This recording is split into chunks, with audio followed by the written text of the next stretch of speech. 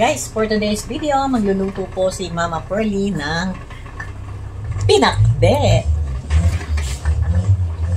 Lagyan po natin ng konting salt habang sinasangkot siya natin yung konti lang naman.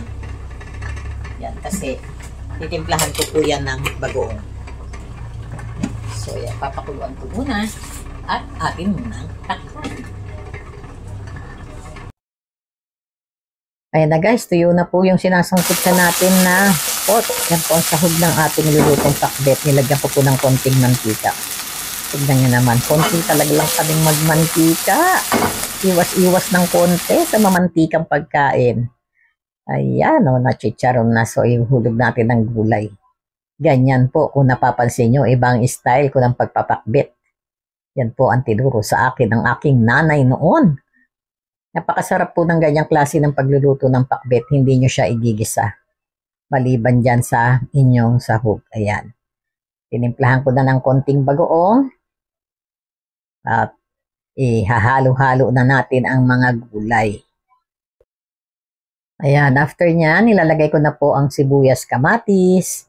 Bago natin sasabawan at tatakpan. At hahayaan natin siyang kumulo ng kumulo. Check natin guys kung kumukulo na. Ayan, kumukulo na.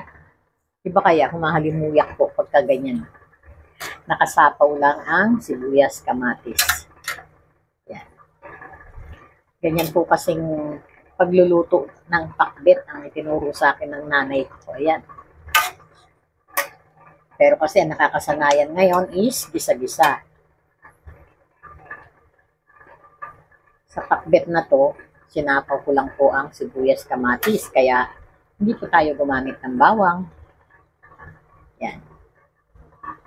Hihintayin lang natin na maluto ang gulay. Tapos, titikman na natin mamaya kung tama lang yung alat.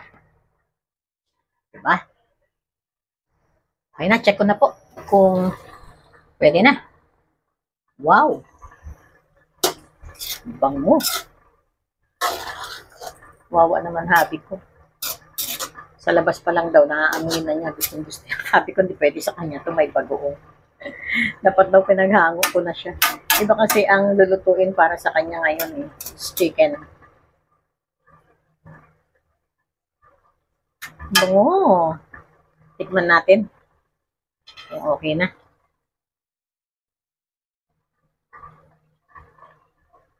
Sakto na po. Saktong-sakto lang.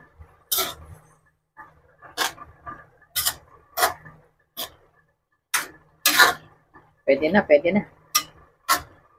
Teka, tignan natin yung okra kung okay na. Kung malambot na. Kung talong, okay na to. Ay, sitaw. Tikpan natin. And guys, easy ang pagluluto ng pinakbet.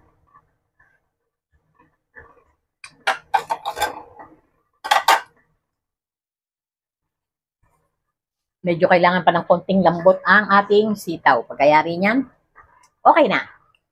Thank you for watching guys.